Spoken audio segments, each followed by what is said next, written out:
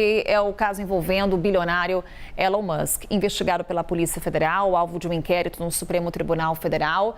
E aí tem mais um capítulo nas redes sociais. A gente vai trazer aqui os vários recortes, né, Isaías? No campo das investigações, no campo da política e no campo das redes, que segue aí envolta em vários debates, polarização política em torno desse assunto. Porque agora Elon Musk foi lá e fez uma crítica, uma postagem fazendo ali uma referência ao presidente Lula. Conta pra gente o que ele escreveu e se já é possível apontarmos repercussões, porque foi uma postagem feita ontem à noite.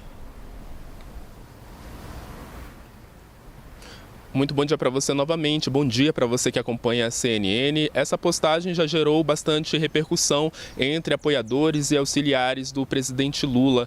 O Elon Musk, bilionário, empresário e dono do X, antigo Twitter, ele resolveu agora atacar pessoalmente o presidente do Brasil, Luiz Inácio Lula da Silva. Nas redes sociais ele disse que o ministro Alexandre de Moraes tem o presidente numa coleira. Nessa postagem que a gente pode ver aí traduzida na tela, a gente percebe que Elon Musk faz uma pergunta: como Alexandre se tornou ditador do Brasil?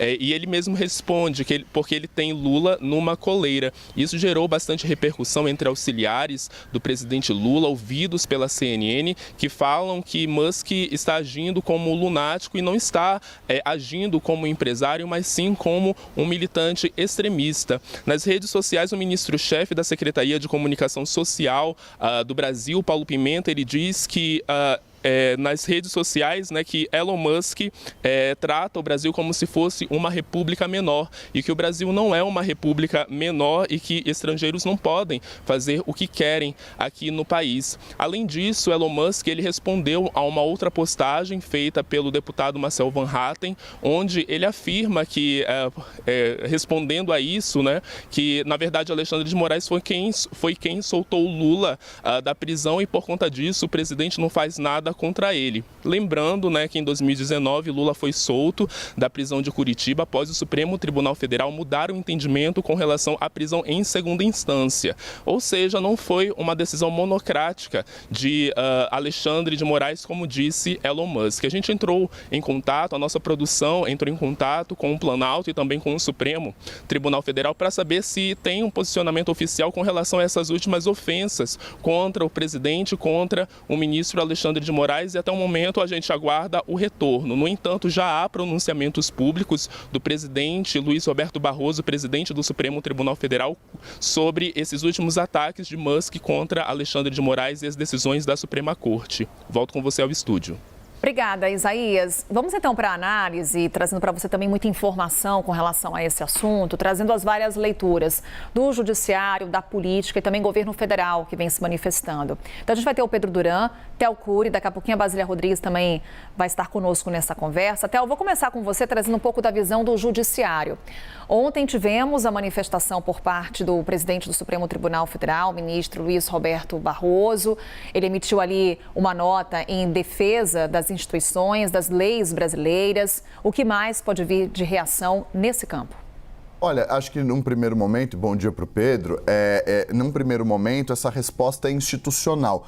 E eu estava vendo vocês dois comentando os jornais, a leitura dos jornais, e o Pedro menciona essa resposta do ministro Luiz Roberto Barroso, e de fato é uma forma de não só defender a postura e a decisão em si, o mérito da decisão do ministro Alexandre de Moraes, mas uma tentativa de o STF blindar uma decisão de um de seus ministros, uma decisão que não só, e as decisões, né, que não são revertidas no plenário, na sua imensa maioria, esmagadora maioria das vezes, goste ou não do que Alexandre de Moraes está decidindo, mas em meio a ataques feitos a um dos integrantes do Supremo. É aquela história, por mais que haja não haja uma concordância total com o que o ministro Alexandre de Moraes decide em determinado caso ou não, os ministros do Supremo, eles estão se blindando de ataques que estão sendo feitos a eles. com relação a essa nota institucional do ministro Luiz Roberto Barroso. Ele cita uma expressão, ele fala assim, instrumentalização criminosa das redes sociais. A instrumentalização criminosa foi uma expressão usada pelo ministro Alexandre de Moraes 6 vezes nas 7 páginas de decisão que envolve o Elon Musk. Então, nas 7 páginas ele mencionou instrumentalização criminosa das redes sociais 6 vezes. E Luiz Roberto Barroso utiliza da mesma forma. Mostra uma sintonia dos ministros do Supremo Tribunal Federal com relação a esse tema. Na parte política, o que existe é uma tentativa de esticar a corda no limite do possível por parte do empresário Elon Musk e jogando, obviamente, para a torcida, não só lá fora, nos Estados Unidos, mas também e principalmente aqui no Brasil, para fazer coro a esse grupo de críticos do Supremo Tribunal Federal, críticos de decisões que são tomadas pelo ministro Alexandre de Moraes, grande parte de parlamentares da direita e de personalidades que vão da direita até a extrema-direita. Uma tentativa, então, de fazer, jogar para a torcida essa situação toda e emparedar um ministro do Supremo Tribunal Federal, isso vindo de um personagem estrangeiro, que não faz parte do Brasil e que agora responde, sim, no Brasil, a uma investigação que vai ser tocada pela Polícia Federal. Então, acho que nesses 2 pontos, tanto no lado jurídico, a resposta foi dada de maneira, dentro do processo em si, com a determinação de uma abertura de investigação e uma resposta institucional do Supremo Tribunal Federal, que é pelo que eu estou vendo, não vai além disso, é uma forma de o Supremo defender um de seus integrantes e se blindar das críticas e dos ataques que vêm sendo feitos, isso no âmbito jurídico. E no âmbito político é uma tentativa de esticar a corda e não só mirar o ministro Alexandre de Moraes, mas o presidente da República, Luiz Inácio Lula da Silva, inclusive com mentiras com relação à forma com a qual Lula não só deixou a prisão, isso aconteceu por uma decisão colegiada do Supremo Tribunal Federal, que mudou o entendimento com relação à execução da pena após a condenação em segunda instância, e não só isso, com a nulidade dos processos envolvendo o então ex-presidente da República, que ganhou os seus direitos políticos para se candidatar e vencer as eleições, e que não foi uma decisão individual de nenhum dos ministros, mas tudo decisão, seja no plenário, seja em uma das turmas do Supremo. Então vamos para o campo político, Théo Cury, com a Basília aqui já conosco. Basília, antes da tua análise, trazemos a manifestação do ministro-chefe da comunicação do governo, o ministro Paulo Pimenta, foi ao X, antigo Twitter, falar sobre esse assunto. Você vê aí na sua tela, ele escreveu o seguinte: Elon Musk atua na lei do mais forte, atenta contra a democracia brasileira porque julga que a nossa república é mais fraca que seu patrimônio. E aí ele continua, disse que Musk descumpre resoluções do TSE, faz ataques ao ministro Alexandre de Moraes e diz que não seguirá mais determinações da justiça, enquanto na Europa ele segue as regras impostas. Paulo Pimenta terminou dizendo que o bilionário falhou ao testar os limites da democracia brasileira e que o país não é um lugar onde os estrangeiros fazem o que querem. Basília, esse deve ser o tom adotado pelos integrantes do governo? A gente vê aí que o Musk alcança parte dos seus objetivos quando chama a atenção de integrantes do governo para que eles saiam fazendo publicações na própria rede, no Twitter, né? Se a gente fosse ali observar os trending topics, né? Quais são os assuntos mais comentados, é o Twitter no Twitter, é o Elon Musk no próprio Twitter. Só que isso pode acontecer na arena política, né? De debate, do bate e volta, né? Do ataque e do contra-ataque, das pessoas serem levadas aí para essas discussões, esse bate-boca virtual. Mas na justiça não é assim. Então a gente ontem e hoje também trouxe várias apurações de bastidores, o que pensam com o termômetro desta crise na avaliação dos ministros. Daqui a pouco o que a gente vai ver, e estamos aqui trocando mensagens, são decisões. E aí é aquele fato inequívoco. Não é o que eu acho, é uma decisão. E decisão judicial é para ser cumprida e que pode passar por sanções contra o Elon Musk diretamente como indivíduo, contra o Twitter enquanto empresa, isso pode acontecer. Algo característico das redes sociais nos últimos tempos, vamos dizer assim, muito alimentado pela política, é esse ruído, o descontrole das informações. Eu falo uma coisa, você digita outra e parece uma espiral sem fim do problema, porque as próprias redes sociais estão sendo utilizadas para discussão sobre o uso dessas redes. Então, é o problema dentro do problema. Aí não tem fim, Carol. Tudo bem? Vou falar novamente com você, né, Pedro? Aí não tem fim, porque é isso que o Musk e este grupo mais extremista, que acaba compactuando com medidas antidemocráticas, quer ser o assunto. Então, até aqui, os jornais estão falando muito de Musk, e isso acaba levando a notícia para casa da população, e algumas pessoas perturbadas por esse tipo de narrativa, de discussão na internet, compram o lado de quem está errado na história. É da política bater boca, é da política cair nesse campo da discussão? É também, mas na justiça é diferente. Agora a gente vai esperar decisões virem do Supremo Tribunal Federal. E Pedro, chama atenção mais uma vez para a postagem do ministro Paulo Pimenta. Ali no final do texto, ele faz uma referência às regras na Europa. Aqui repito o trecho. Musk descumpre resoluções do TSE, faz ataques ao ministro Alexandre de Moraes e diz que não seguirá mais determinações da Justiça, enquanto na Europa ele segue as regras impostas. E aqui seguimos na expectativa de algum avanço com relação a leis que regulamentem as nossas redes sociais. A gente volta ao assunto do PL das fake news, porque já é um assunto que a gente está acompanhando há bastante tempo lá no Congresso. Em que medida esse episódio envolvendo Elon Musk acelera ou atrapalha as conversas no Congresso com relação a esse projeto de lei? Pois é, vou dar bom dia aqui para o Theo e para a Basília, que a gente ainda não tinha se encontrado no ar. E, de fato, o que aconteceu foi o que a gente chama de efeito Moisés. Levantou-se o cajado, dividiu o mar em dois lados. Então, de um lado vão aqueles que atacam, do outro aqueles que apoiam, né? E no Congresso Nacional não foi diferente. Você tem desde aqueles que usam esse episódio para poder defender uma regulamentação maior das redes, a exemplo do relator do PL das fake news, o Orlando Silva, como você tem também aqueles que defendem uma moção de aplauso a Elon Musk na Comissão de Segurança Pública, que aí já é ao lado da oposição, aqueles mais bolsonaristas, bancada da bala, enfim, que endossam esse coro, inclusive de críticas e ataques ao ministro Alexandre de Moraes. Do ponto de vista do efeito prático, a gente precisa olhar qual vai ser a vontade política desses líderes para poder, de fato, pautar o tema.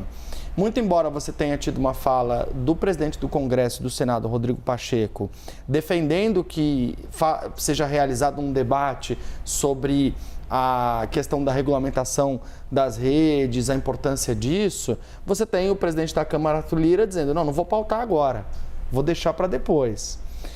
E a bola está com a Câmara, porque o projeto passou pelo Senado e parou na Câmara. Então, o próprio Orlando Silva diz assim, que se mexa no projeto, mas que avancem, porque a gente precisa de um elemento como esse. E eu acho, Carol, que nem um lado, nem no outro, nem no Senado, nem na Câmara, o grande avanço do ponto de vista da regulamentação das redes nesse ano deve vir justamente do Judiciário. Porque, pela primeira vez, de uma forma mais contundente, o Tribunal Superior Eleitoral debate o uso das redes sociais na política, especialmente nas eleições de 2024, já pensando em criar uma série de regras que podem balizar a candidatura de mais de 5 mil municípios pelo Brasil, de vários prefeitos que pretendem ser candidatos. E aí a gente está falando de desinformação, a gente está falando de deepfake, a gente está falando de um pacotão de coisas que pode mudar de fato o cenário.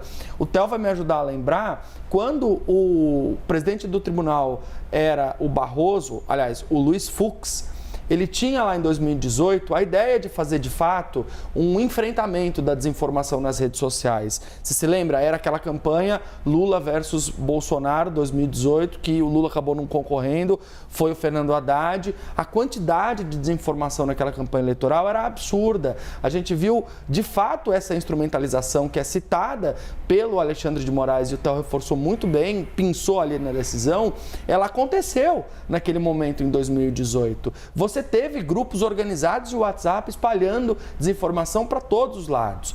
E naquele momento, os tribunais eleitorais e o judiciário não foram capazes de dar vazão a essa quantidade de desinformação.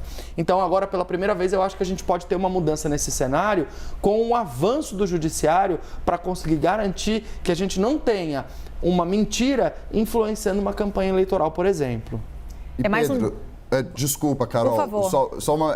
essa memória do Pedro é importante, porque, se eu não me engano, acompanhando aqui em Brasília, o Luiz Fux, como presidente do Tribunal Superior Eleitoral, foi o primeiro a dizer que uma eleição poderia, em último caso, ser anulada caso a pessoa que vencesse fosse eleita a partir de uma divulgação de mentira falsa. Então, foi a primeira vez que o Tribunal Superior Eleitoral afirmou, isso foi numa entrevista que ele deu a jornalistas lá no próprio Tribunal Superior Eleitoral, dizendo que uma eleição poderia eventualmente ser anulada caso o eleito tivesse os votos que teve a partir de divulgação de fake news. Então, isso começou, de fato, lá atrás, ainda na gestão de Luiz Fux, foi que o Tribunal Superior Eleitoral começou a se debruçar, de fato, sobre a proliferação de notícias falsas no âmbito eleitoral. E aí o deputado Francisquini é cassado em 2021, estou recuperando aqui, justamente por propagar informações falsas contra a urna eletrônica. Então, o que era discurso virou jurisprudência, virou ato e agora pode avançar ainda mais. Mas no caso do deputado, que não é mais deputado, Francisquini, eu vejo mais uma exceção que confirma a regra de que ainda tem muito político propagando mentiras por aí e não sendo caçados, não tendo as suas condições de elegibilidade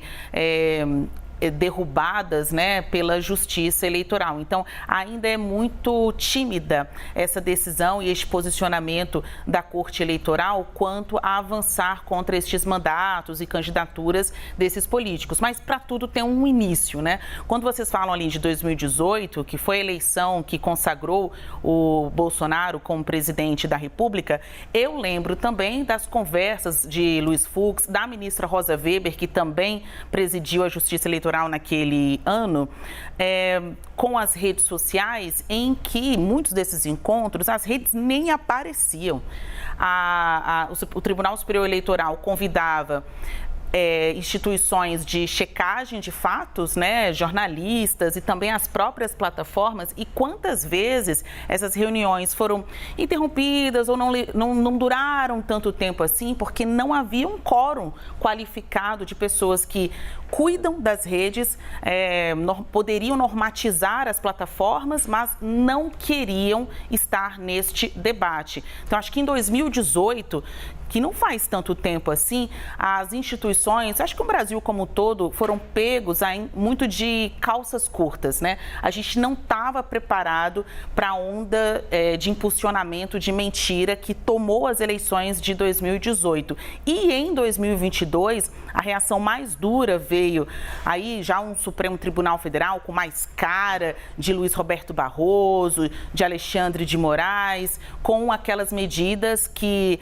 obrigam as plataformas a tirar os conteúdos considerados mentira do ar, mesmo que não tenha uma decisão judicial, mesmo sem esgotar um julgamento. Então, isso foi em 2022. A gente está agora, 24, novo ano eleitoral no Brasil. E por isso a interpretação de que essa reação de Elon Musk é de alguém incomodado com as regras que só prosperaram de 22 para cá e que obrigam as plataformas a seguirem, ou então serão minimamente responsabilizadas no campo administrativo, no campo civil, né? Ou seja, ainda há quem queira mesmo uma responsabilização criminal, que aí é mandar para a cadeia os executivos dessas plataformas. Não tem esta previsão, nem nas decisões judiciais, mas pouco a pouco o nível de tolerância com as plataformas vai caindo, né, meninos?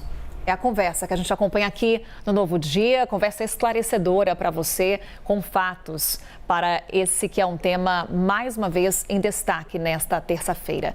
Basília, Pedro, Theo, obrigada. Daqui a pouco a gente conversa mais.